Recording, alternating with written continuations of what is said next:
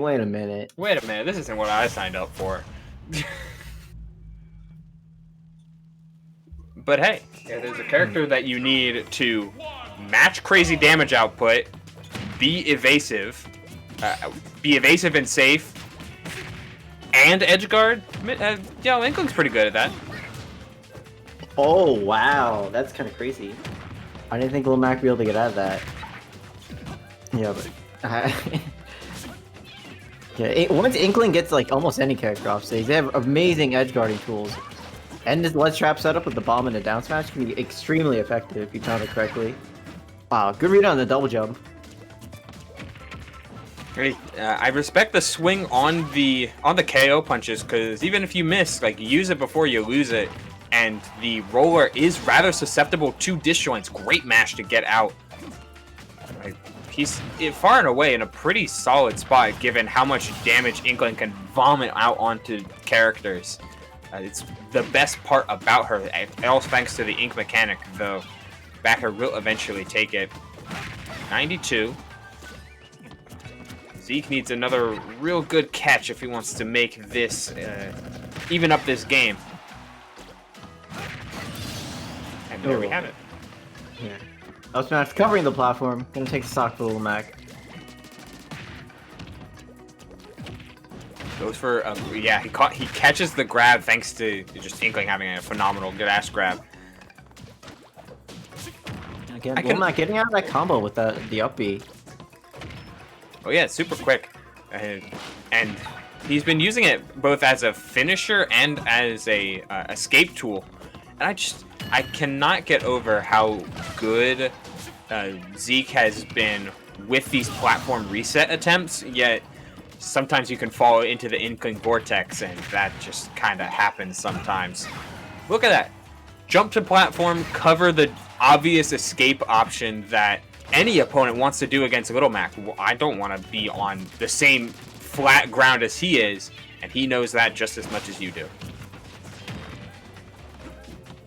Yeah, I mean, we've seen Mr. Zercon go to the platform twice and immediately get like punished for it. Oh, that's gonna be it. Yeah. So I mean, I think the platform's usually a spot where Little Mac has trouble reaching, but not on this stage. So Zercon's probably gonna have to adapt to that going into the next game. Doesn't want to give Zeke those reads for free. I mean, he's certainly Zercon. Certainly adapted quite heavily. The Inkling Vortex is just such a promising state for Inkling players, because you just see the number at the bottom of the screen shoot to incredible heights so quickly. And while they may have trouble killing, Roller is a phenomenal tool to tech chase, and that's kind of where Zercon has gotten most of their kills, or at the very least their setups, because whether Zeke is missing the tech or almost always teching away, Roller has been phenomenal.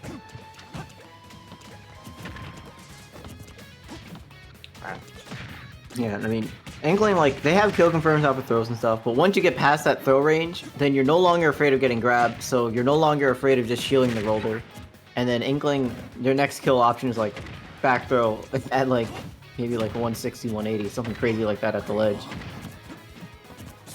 So there's definitely like a weird window where you don't have to worry about dying Inkling for a little while. Like once you pass that inertial hump and get out of the vortex, you'll be fine for a little bit. Got him with the Wi-Fi, just Roller out of hit stun, and alright, catching the neutral getup. It looked like, to me, Zeke had noticed KO punch, and his one-track mind said, time to neutral getup KO punch. Which, to be fair, would have caught should Zercon not have been ready for the neutral getup. Yeah, I mean, at that point, I feel like you just get up, attack, and take the stage control. You don't have to worry about dying to anything. But yeah, all right, 2 stocks apiece. Pretty quick game so far. Yeah, and Zeke has been like holding forward pretty consistently, like trying to look for platform resets and trying to find any means of damage that he can. Zercon has been doing great at knowing when to disengage. With Inkling, the amount of movement that Inkling can perform is intoxicating to some degree. It's that's a massive flag spike. That was in slow motion. That actually looks really funny. Yeah, we got to see the slideshow version of Ultimate Proportions. This is how you edgeguard Little Mac. Matrix Vision. Again? No, he said prioritizes the bomb instead of reading the counter. God, Zercon has just been all over him today. Reading the roll, no ink is the savior for Zeke, but he can finish. He tried to finish it off with up B, it looked like, but no dice. Oh wow, it's such a daring up B, and it ends up working out for Zeke.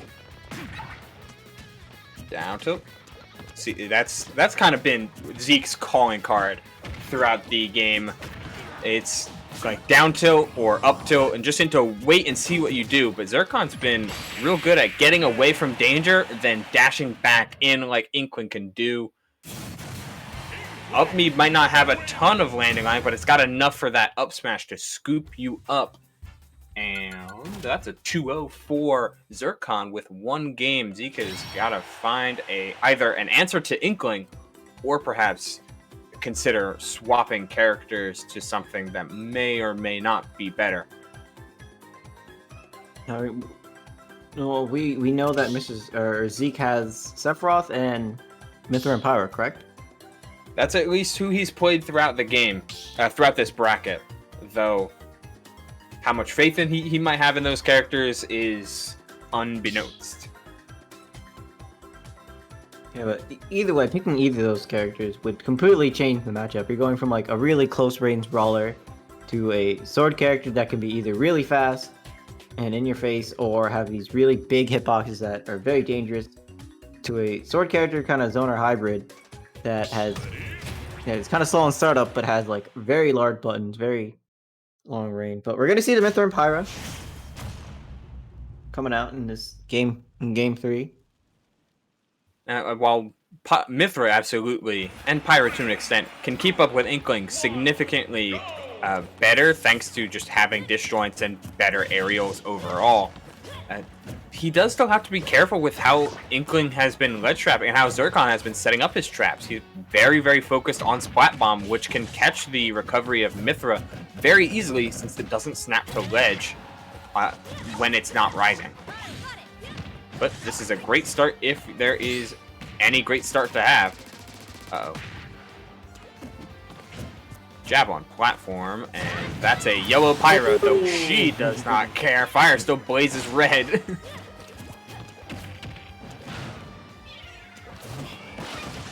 his flat bomb. Alright, not able to set up a ledge trap. Well, okay, finally going for something a little bit more proactive. Zercon is going to have to start looking for ways to take the stock early, but Zeke hands it to him on a silver platter. We're back even, and we're back to Zercon starting to play that like quick engage, disengage type of game.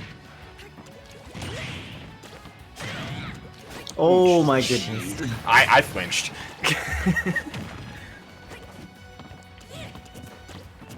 God, there's so many hitboxes coming out from Zeke. He's just looking, instead of trying to stuff, or instead of trying to move around Zercon, he's trying to stuff him out instead as a great plat drop up smash. Regaining his positioning, and ideally for him, he's going to regain this game, though no jump. Ooh. That switch does not help. Zercon knows exactly how to answer. Oh my lord. Yeah, I mean, Zeke had to switch there just because they needed the horizontal recovery from Photon Edge. Oh yeah, oppression. It's gonna start. It starts very quick. Mithra having really great positional throws and a surprisingly good jab. I've been noticing. Oftentimes Zeke will commit to just doing the 1-2-3 gentleman and trying to set up on these platforms. As, yeah, you know, Zercon is heading to plat yet again and getting called out for it, though not quite dead yet. Across the PS2 is quite the distance. God, that up was kind of crazy. The way it caught air dodge, that like none of Pyro's options would have caught that. Oh, Alright. oh my god, Back it's a weak hit of up B. That was so scary. That's back air though, yeah, and he was holding in as well. It's hard to tell sometimes what you're getting hit by, but back air you have to DI out, as scary as that is, despite it being a kill move. So it's a little bit tricky, and that will be a pretty. It'll be the first point on the board for Zeke. Whether that is huge or not, we'll have to see. Because Zercon could very easily switch to the Isabelle should he want to look for a character that he's more experienced in edge play, which is where Pyre and Mythra really struggled. Though getting oppressed by Mythra as a floaty dog also doesn't sound great. Yeah, I feel like Mr. Zercon's options at a disadvantage. Like, I think they're almost always opted to go high and try to land on stage, which is, you know, when Pyre's there, not the best because that up air, you know, pretty strong, covers a very wide hitbox. And like going to ledge isn't good either, because then you have to deal with Pyre with like F tilt. So it's really rough to get around it, but yeah, this Zercon's gonna have to find a way if they want to move on to winners finals. Yeah, he's been really committed to trying to utilize these platforms to the best of Inkling's ability, which is perfectly fine. But when you're kind of giving yourself a target if you're only going to platform, as well as using your directional air dodge so reliably, or so consistently, I should mean, Mythra's speed it allows for prolonged advantage stage, even artificially. So any of these air dodges could easily get called out so long as Zeke knows what to look for. Still, it's hard to keep up with damage for Inkling, against Inkling, even with you're not a overall low DPS character. Oh, I think I see what Zercon trying to run off stage and get like the up B spike or like semi spike. Oh my goodness. But it just doesn't work out. Oh, but this should be kill. No. Oh, misses the up smash. Talk about artificial life. It's Zeke is currently living on borrowed time, but he's gonna make the most of it as that F tilt catches almost Inkling while they were behind them, and the coverage, ladies and gentlemen, it just keeps on coming. Oh, almost get the bomb snipe from downtown. He's on fire. Close, Wow. very close. Back throw won't do it, no. No rage, and again, back throw. Inkling's killing options are few and far between, even back air. While it does kill, it's probably pretty stale at this point, yep. Yeah, look at that. One more. Finally, at 196, Mr. Zercon shaking the stock.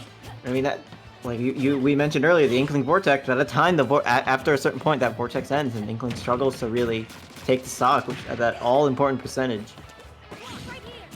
Yeah, percent leads are nothing for Inkling. It's stock leads that really matter, which is why characters that prolong their own stocks really give Inkling a lot of trouble, like Yoshi, Rob, Samus, etc.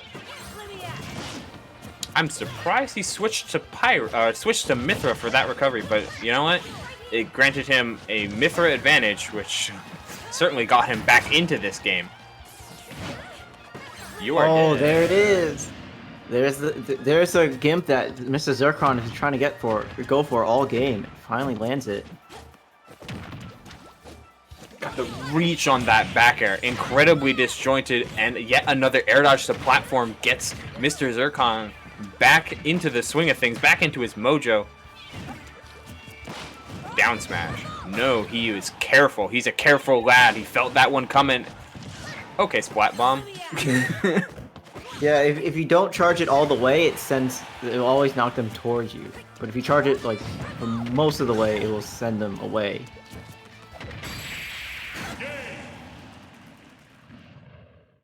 I mean, Yeah. yeah. Zercon finds that up air and is gonna lock in the final slot of winners finals.